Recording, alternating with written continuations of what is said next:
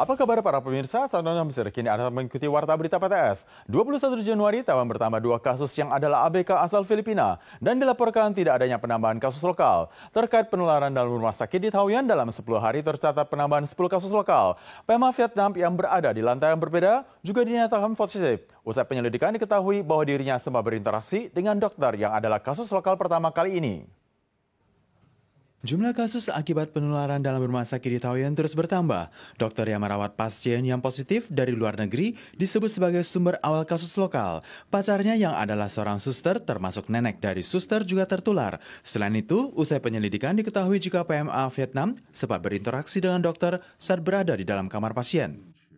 Jejak aktivitas keluarga sang suster yang diumumkan sebelumnya adalah pasar Nanmen di Taoyuan. Suami dari kasus 864 yakni sang suster sempat ke restoran seafood Guangde, berbelanja misua kerang usus di Taipei, berbelanja di toko Fulong Luo, sarapan di toko susu kacang Iping Jingtang. Sementara putri dari kasus 865 selain bekerja di Mos Burger di MRT Bandara A7, sempat makan di McDonald cabang Sanmin Taoyuan. Jejak para kasus positif pun semakin meluas. Pihak instansi kesehatan segera melakukan disinfeksi total pasar Nanmen tanggal 20 Januari dan meliburkannya 1 hari. Daftar warga yang pernah kontak dengan pasien positif meluas dari Taoyuan hingga Taipei. Salah satu PT Jasa Akuntan di Gedung Taipei 101 mengeluarkan pernyataan jika ada karyawannya yang sempat berinteraksi dengan kasus 864, kemudian kembali bekerja di kantor. Kini karyawan tersebut tengah melakukan karantina mandiri. Komandan CCC Chen Shizhong mengimbau masyarakat untuk tidak lengah dalam menghadapi kondisi pandemi. Kasus penularan rumah sakit Taoyuan semakin meningkat. Dokter ahli penyakit menular menyebutkan jika kondisi penularan dalam rumah sakit kali ini sangat kompleks. Dan kini yang patut dikhawatirkan adanya jalur penularan lain yang belum ditemukan. Setidaknya masih harus diamati lebih lanjut selama 3 hingga 4 pekan ke depan. Yang artinya selama masa liburan Tahun Baru Imlek, semua pihak harus waspada. Kasus penularan dalam rumah sakit di Taoyuan semakin meluas. Pihak CCC menganalisis jika strain virus jenis D614G memiliki kekuatan penularan yang tinggi, yang mayoritas juga ditemukan di Amerika. Dokter pakar penyakit menular menjelaskan virus jenis ini memiliki kemampuan penularan tinggi. Gejala yang ditimbulkan serupa dengan yang sebelumnya, namun persentase kematian tidak lebih tinggi. Kini yang dikhawatirkan adalah adanya sumber penularan dalam rumah sakit yang masih belum terlacak. Dokter mengungkapkan tidak dipungkiri jika di dalam rumah sakit telah ada gelombang penularan baru. Pihak Departemen Kesehatan Publik NTU mengimbau berkenaan dengan kasus tersebut, masyarakat seharusnya mematuhi seluruh protokol pencegahan yang diterapkan pemerintah guna mencegah masuknya virus ke dalam komunitas. Adapun virus yang kini merebak di dalam rumah sakit bukanlah jenis virus mutasi Inggris, sehingga masyarakat diminta untuk tidak terlampau panik.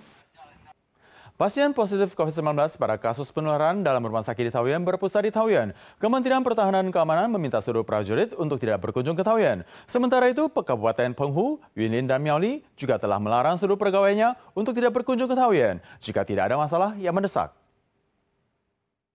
Situasi pandemi COVID-19 di dalam negeri semakin memanas. Kasus penularan dalam rumah sakit di Taoyuan menunjukkan jejak perjalanan para penderita mayoritas berada di Taoyuan.